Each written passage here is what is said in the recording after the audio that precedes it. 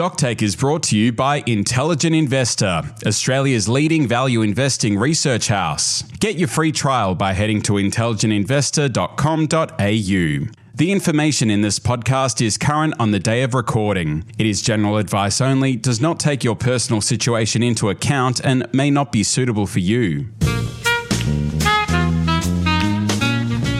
Hello everybody, this is John Addis and I am the founder of Intelligent Investor, and here is the host of Stocktake, the Weirdo podcast from Intelligent Investor. We've got two further weirdos with me here today. First of all, Gaurav Sodhi, whose current home is an interior design masterpiece, and his future home probably isn't. And Nick Cummings, the dream centre back from the Hunter Valley. Hey, how you both doing? You know, the single worst thing about this job is having to endure soccer talk between the two of you nutjobs. Nick, that's my only regret in hiring you, is that you're already irritating me. He's already irritating me by using the word soccer. Oh, yeah, sorry. Yeah. Football talk. Football. I think we've got called a weirdo. Sport was blissfully off the agenda in all our discussions, and now every Monday there's something to do with football. Honestly, I feel so much less lonely in this business now that Nick's arrived. Okay, so we've got three separate topics today. Firstly, we've got Uncle Johnny's Mad Number of the Week. And then we're going to talk about gold mines, which Gaurav recently called arguably the most wasteful sector on the ASX, and why that might not be the case right now. And lastly, one of Australia's best businesses, it's got a new CEO, and what does that mean for shareholders of REA? So let's kick things off with a mad number. I'm not sure how I should really pronounce this, but I think it's 1.007.961 billion. So it's 1.007.961 billion. So that's just over $1 trillion. Is that right? It's 1,000 billion a trillion. That's right. Yeah. Mm-hmm. Yeah, and that's different from one country to another. So it's a big number. Any idea what it is? $1 trillion. Is it the size of? It's actually not that big if you're aggregating stuff. Nick, any ideas? How many times? Is it how many times? I've been chastised for apostrophe misuse. No, it way understates that. Oh, okay. I have no idea. No, okay. It is a total debit balance in US customers' securities margin account. So the total debit balance of all margin loans in the US. So that's the size of the margin loans in the US? Yes. Wow. Yes. Okay. And what's the value of the stock market in the US? What, I don't know. Nick can do that while I'm about 10 to read or out 30 some more trillion, numbers. would it be? Yeah. 10 trillion? Oh, no, it'd be way over 10 trillion now. I mean, if you look at... That's just NVIDIA by itself, isn't it? Yeah. Well, NVIDIA, I think, and Microsoft both got to 4 trillion, or roughly 4 trillion apiece. Yeah. So you're probably looking at... Yeah, you're probably looking at 30 trillion plus. 30 trillion. Yeah, maybe 40 trillion. Yep. Okay. So it's still a fair bit, 3%. The margin account is quite a bit still. It was up 9.5% from June, the previous month, and it's up 25% year over year. So those figures are, I think, to June 25. So that 9.5% will be up from May. I'm guessing, given the enthusiasm that's around, July's number is going to be even bigger. And the reason why I think investors should look at this is because often there's a strong correlation between margin debt and the performance of stock markets. I might try and dig out the Australian numbers because I'm sure they would show a similar kind of trend. But it is one of those kind of subterranean bubble numbers, I think, that people should look for, because when you get peaks in margin debt, it's often coincided with sort of peaks in the stock market. And the lows align with the market bottoms in the stock market. So a good figure to keep your eye on. Any comments on that? That makes perfect sense to me. And it's something we've been talking a lot about internally, certainly something I've been thinking about. And we may even have voiced this in public a few times as well. Yeah. That markets are feeling toppy. I think I'm in the Howard Marks school, where I think it's important to know where you are in the cycle, have some idea where you are, but not necessarily to be a slave to the cycle. And there's no doubt in my mind that we are now towards the end of this cycle. We are in the end phase, probably not the blow off phase just yet. We've probably got another 6 months left, maybe 9 months. But we are towards the brave end. to put All a the time signs on are this, there. But yeah, it does seem to be getting near a top. Anything you'd like to say about that? Yeah, no, I agree. And overnight, or 2 days ago, the CEO of OpenAI, Sam Altman, came up and said pretty much that was incredible. AI. What does that bloke think he's doing? His job is to pump the whole thing up. He's got Microsoft to invest all of this money in his stock, and he's talking it down. What did he say? He's doing? Well, he said AI is in a bubble, and okay. This looks a little bit like 1999. Wow. Yeah. Yes. And the skeptic in me is maybe he's trying to discourage more investment so he can get his hands on more data centers and NVIDIA chips. But maybe. I mean, that's a good point actually, because the US is kind of running out of electricity. Just a little bit. Yeah. I don't know if you saw the latest Howard Marks update. It's worth buying because he talks about, the Pentagon has that 5-stage DEFCON alert system, and he's got 6. So we'll run through it. The first one is, number 6 is stop buying. Number 5 is reduce aggressive holdings and increase defensive holdings. 4, sell off the remaining aggressive holdings. 3, trim defensive holdings as well. 2, eliminate all holdings, and 1, go short. I think we'd never go to DEFCON. He calls it, what was it, InvestCon 2 or 1? I'm not sure we'd even go to InvestCon 3, but InvestCon 5, reduce aggressive holdings and increase defensive holdings right now. It's kind of what we've been doing, I think. Yep. It's a useful sort of series of bullet points where you can try and guess where you are in the cycle. But it is always a guess. My difficulty is, I'm torn between I think being defensive now is sensible, but there's a little animal spirits part of my brain that calls to, is it George Soros? Who was like, when you see a bubble starting to expand, that's right. Run in and join it. That's right. Buy it. Run and I'm a little that the part of me kind of wants to do that. There are some opportunities where I think that this is a bubble stock. This could meaningfully increase. I haven't done that, but the thought has crossed my mind.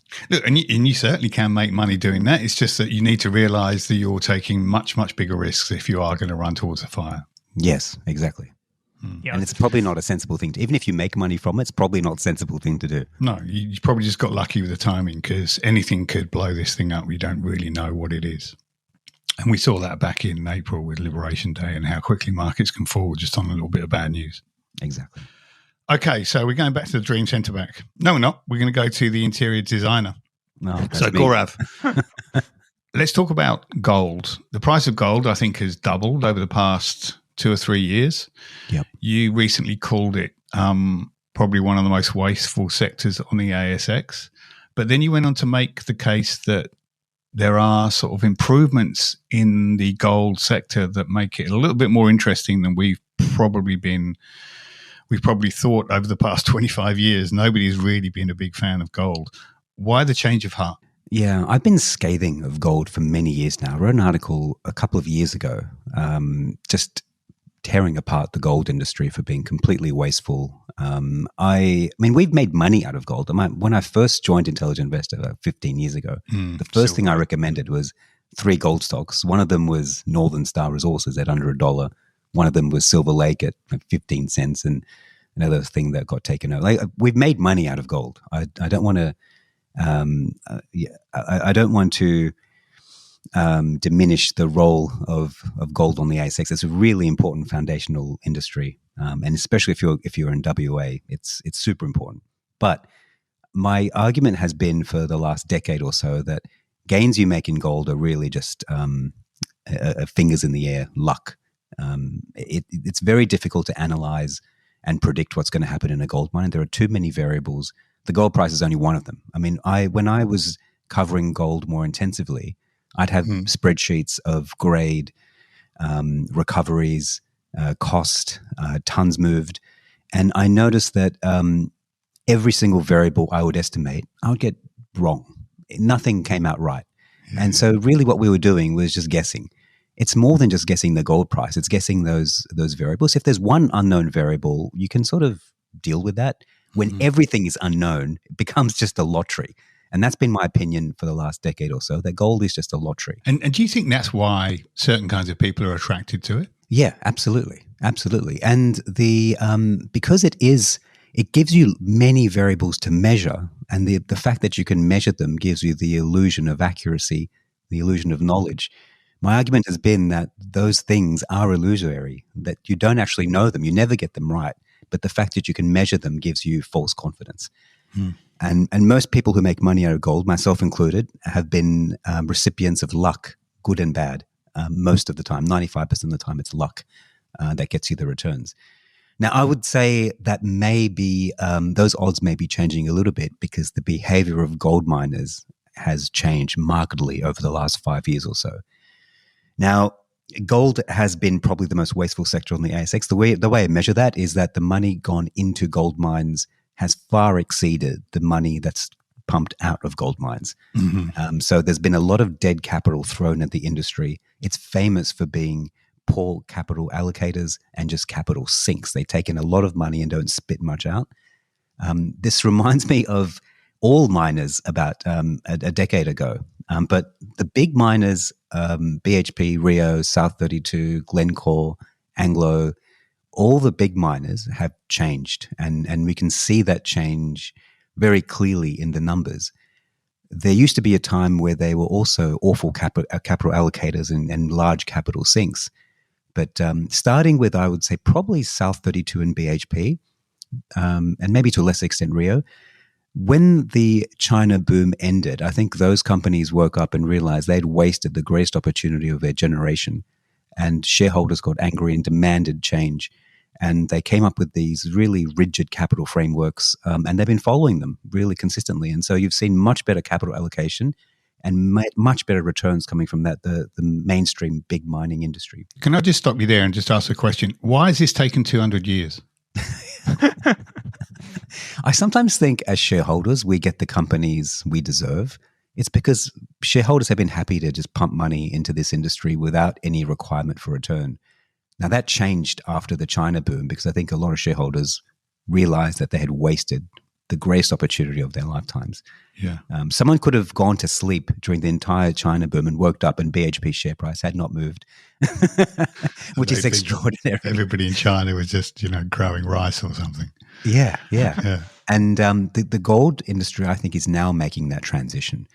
I was sat through a lot of presentations at diggers and dealers, and just as I've been following a lot of gold miners again, I think it's clear that they are attempting to make the same transition. They are talking now about returns on capital, about free cash flow, about dividends in a way that BHP and South 32 and Rio started talking about those things 10 years ago. Now, they haven't fully implemented those changes yet, but the fact that they're now discussing them and they seem to be a lot more sensible in their capital allocation at a very early stage, mind you, these are really good signs for the industry and show that it may be investable once again. Okay, I've got a quick question. I know Nick's probably going to want to say something too, but isn't it different with the big miners like BHP and Rio where they know how much iron ore they've got? They just have to sort of scrape it off the ground. There isn't the variability that you get with gold mining.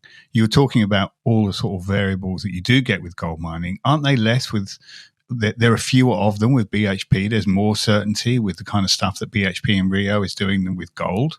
Yes. So is it really possible for them to follow in their footsteps? They will never be as good a business as BHP will because you're right, BHP anchored by iron ore. Actually, when you think about mining industry in general, let's step back for a moment. Most of the profits in mining have come from bulk commodities. Yeah. It's these gold, copper, these really these metals that coal is a bulk, but small volume metals tend to get, lithium is another example, get all the attention. But in fact, when you look at where all the profits have come from, it's iron ore, coal, to a lesser extent, alumina. Like these large homogeneous ore bodies that don't have any exploration risk, that really aren't mining operations, but are exercises in moving large quantities of dirt. Right. That's how you make money in mining. It's a logistics business. It's mostly. I put that on a T-shirt one day because I've been saying that for 10 years. Yeah. We finally got the message. Yeah, that's how you make money. How can you apply that framework to I mean, I know you're saying it's not exactly the same thing. Gold miners are different, but given the variables that you're talking about with gold mining, how can they be anything other than a purely speculative business? Whereas BHP and Rio can be run like we've had these stocks in some of our portfolios for income. You couldn't do that with gold, could you? Because they're different. No, they are different, and they'll never be as good a businesses as those iron ore, those bulk businesses. But there are ways to make them better. I'm going to give you 2 ways, John. There are many smaller ways, but 2 big ones. Mm-hmm. The biggest one is just stop doing stupid stuff.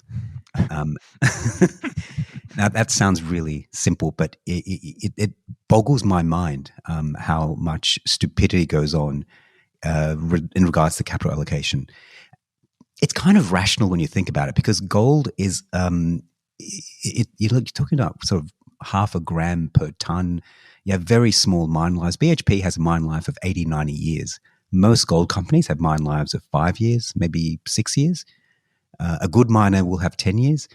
So they constantly have to replenish resources, which means they're under the pump to make acquisitions and to drill. So there's an incentive baked in to continually spend money. So that's always going to be there, but you can make better capital allocation decisions. And I would point you to bigger gold miners, Newmont, Northern Star, Saracen, Evolution. These miners have all been marked by far better capital allocation than miners in the past. So that's number one. That means stop buying expensive mines at the top of the cycle, continue investing throughout the cycle, and just have some sort of guardrails about return on capital and free cash flow before you invest money. Very simple stuff. In any other business, this would not be an issue, but in gold mining, it has been. But those things are now in place in those big miners. Now, the second thing is to turn small operations into bulk operations. I said the way to make money in mining is to turn the operation to a logistics business, so you can actually benefit from scale, and you can have more repeatability and predictability. Repeatability means you can then iron out operating problems. You can just do the same thing over and over again. You get good at it. Yeah. Predictability means that once you have volume, you have a better idea about your resource. You're operating a mill at a large volume, and you can just throw dirt in there at much higher rates and get your costs down. So benefits from scale. Okay, that's what miners are doing. One clear message coming out from the gold mining industry is that they're now building large processing plants. And they are no longer putting small processing plants all over the place to produce gold at a subscale level. So we're seeing, I think a good example of this is what's happened with Vault Minerals.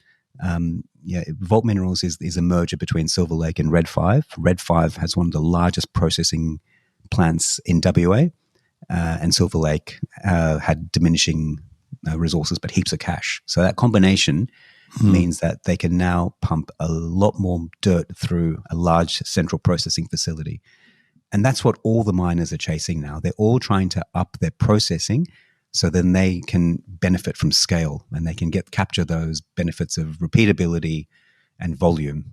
They can lower cost, and they can get much better operationally. That's quite new. This is taking a lesson from manufacturing, basically, like where one of the skills is not like having 10 different processing plants. You have one big one, and what you want to do is get the bulk the bulk ore from one place to the processing facility at the cheapest possible price. Exactly. Now, if you're a subscriber, you'll know that we actually have a recommendation that it's an ideas lab because it's pretty hairy, but but it is it is a recommendation that takes advantage of this exact trend that's happening in the mining industry. And I won't reveal the name because it is a small cap, and I feel the price is going to bounce around. But if you're a subscriber, you'll know exactly what I'm talking about. Right. So that those two are the big changes I've seen in gold mining, and that they are making. That's why I think the industry is more investable. I've been paying a lot more attention to it, and if you've been following along, you'll notice a couple of recommendations or ideas labs anyway popping up. Mm-hmm. I think I've now mentioned about 5 gold miners and a couple of ancillary gold businesses. And that's new. We haven't done that for about a decade. And that's a direct response to some crazy macro that's going on, but more importantly, some industry-specific change that's been happening. No, that's very interesting. And I would say that one of my biggest investing mistakes, which wasn't in the book, funny enough, was on a gold miner where I know. I've heard this story. Very, very I was surprised it wasn't in the book. It's a great I know. Well, it just didn't seem like a good lesson to learn. Like it was too simple. Don't put too much of your portfolio in one bloody speculative gold stock. But the ending was fantastic, where I got sold out by the ASX because my massive investment went down below the $500 minimum parcel limit. I got a forced sell by the ASX, and then it was recapitalized. The banks did their thing, and it was relisted a couple of years later, and went on to rise 36,000%. Oh wow! Oh dear. Okay. Well, we better end this soon so I can go and see my counsellor. Nick, have you owned any gold stocks ever? That story there is a reason why you avoid gold stocks and the reason why you buy them. All in one neat little package. That's right. I'm tempted, I must admit. You convinced me, I think. Nick, are you convinced? Well, I'm guilty. When I started out, I dabbled in a small gold miner. I think it was called Doré Minerals. Okay. Yeah, and it Vault owns that now, I think. Yeah, it eventually got bought by Silver Lake. So I didn't even learn the lesson of what not to do. It actually turned out to be an okay investment. But look, I'm far from a gold bug, but I'm not against someone, holding a small percentage in gold as part of a diversified portfolio. And, I think the bull case is pretty well known now. I mean, governments are putting, more money to fund these deficits that they're running. Central banks are buying. And if you're looking for a safe haven asset, well, I mean, nothing feels really safe at the moment. This is probably the perfect time to buy it. And I guess, the bear case is that everyone knows that, and, it's gone for a fair run already. I did look at the gold chart last night, and over the last sort of 70 years, and it shows these spikes and then steep falls afterwards. I think there was one in the 70s, Gaurav might remember, after the oil crisis, and another one sort of after the GFC. And it does look, I'm no chartist, that it's really spiking at the moment, the gold price. But you can make the case. There's certainly a bull case out there. Okay, on to our last segment. This is Dream Centre Bank. Nick, you have some news from REA Group, which is it's been on our list of top 10 businesses for many, many years. It has a new CEO. Why do you feel as though this is a very significant appointment, Nick? Yeah, so the new CEO they've got is the former CEO of Car Group, Kem McIntyre. And so he's run Car Group for the last 8 years. And what he's done there is essentially change Car Group from a Australian pretty much only business to a more international business. So he's bought the remaining 50% stake of Encar in South Korea. He bought a business in Brazil, and he bought Trader Interactive in America. And those acquisitions mean now 60% of car sales revenue, or Car Group's revenue, I should say, comes from overseas, and about 50% of their profit. And I think this appointment signals that REA is no longer content in milking their Australian, duopoly with Domain, and that offshore acquisitions are, firmly on the cards. And we got a hint of that last year when they made the acquisition attempt of Rightmove, which was completely out of the blue. And I expect, that to be the case, going forward now with Kem's appointment. I guess the big worry for me is REA's track record here is pretty poor.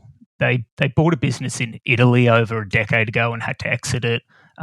They sort of rolled up a few Southeast Asian property portals, and the success was quite mixed there. And then the other concern is, what are they going to buy?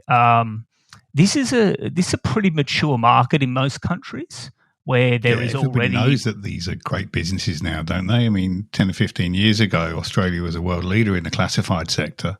But now everybody knows, and the main players are kind of established. So surely you can't buy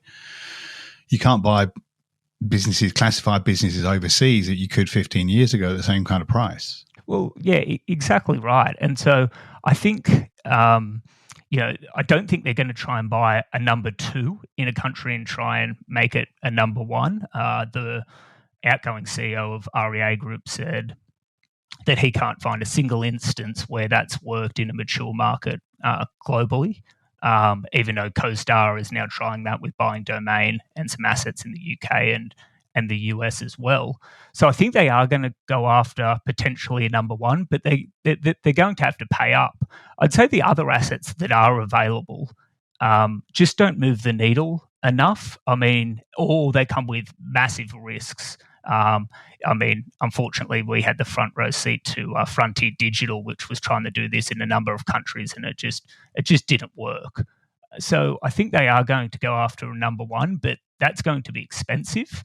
And if they can't get growth to improve in that asset, I think it could be a bit of a disaster for them. But on the positive side, Ken McIntyre, from Car Group has done this. And he's always been disciplined as well. If a division wasn't working overseas, they've shut it down pretty quickly. So this is probably the best appointment if you're going to run this strategy. Okay. Would you prefer it that they didn't go overseas and just kept milking the cash cow that they've got here? Probably. I think that would be the better move, but it just depends. I mean, if they can make a big acquisition overseas work, obviously it opens up REA just like it did Car Group in terms of growth will now be coming from multiple areas, and it will be a much, much better business. I mean, the worry at the moment in Australia that you're not seeing, but I can see, in the future is maybe REA can't raise their prices 15% every year like they have for the last 15 years. If that runs out, then this becomes a more mature asset. And the valuation that people pay will probably reflect that. And I think this, and again, I should say, I keep saying this move overseas, they haven't done anything yet. So this is all, conjecture. But they've employed him for a reason, though, right? He's got the kind of background where you would say, we want to do this, let's get him because he's done it with car sale. Yeah, I think so. And I think this move does signal that maybe that growth in Australia, I don't think it's tapped out yet, but in 5 or 10 years, it may look different than it has over the last 5 or 10 years. Though, I still think it's a tremendous business.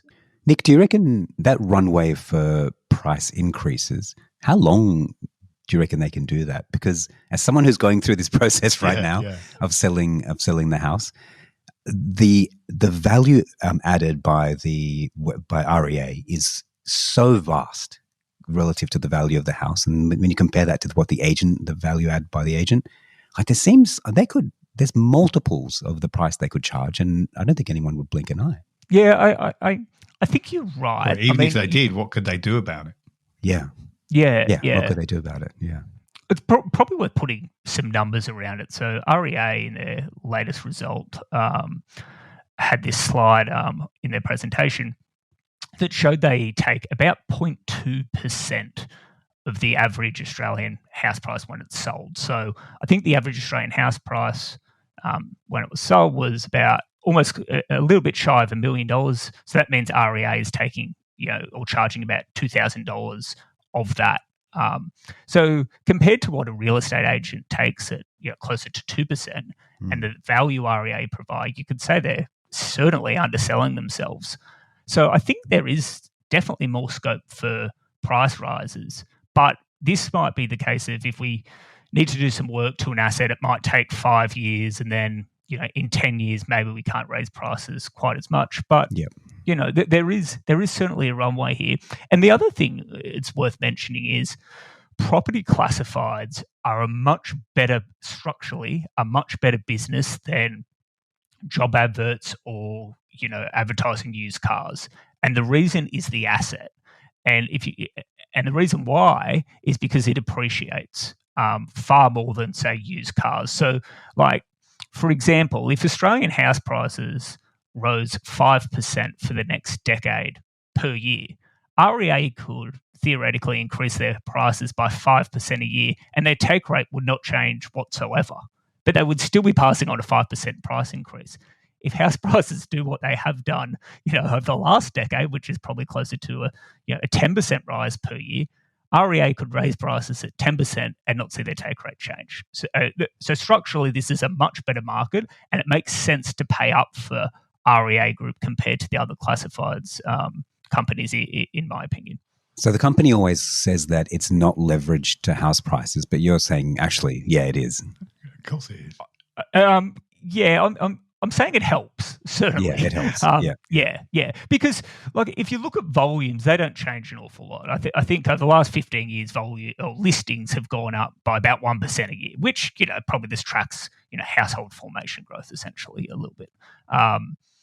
So the main lever is prices, and it's easier to pass on a 15% price rise when your house price is up 15% or 10%.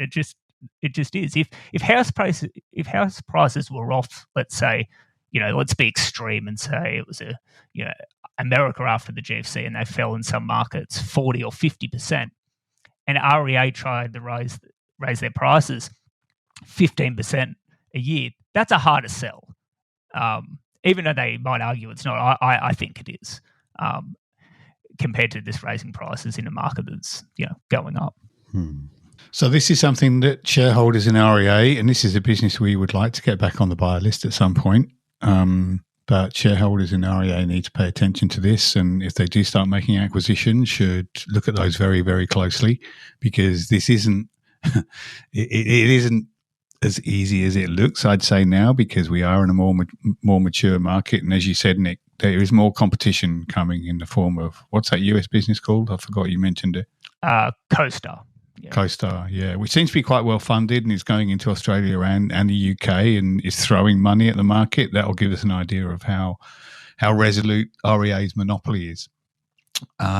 Okay, thank you very much, Nick. You can get back for your header training for Saturday's game, and Gaurav, you can go back to fluffing cushions. Fluffing the cushions. Yeah, there's a euphemism if ever I heard one. Oh dear.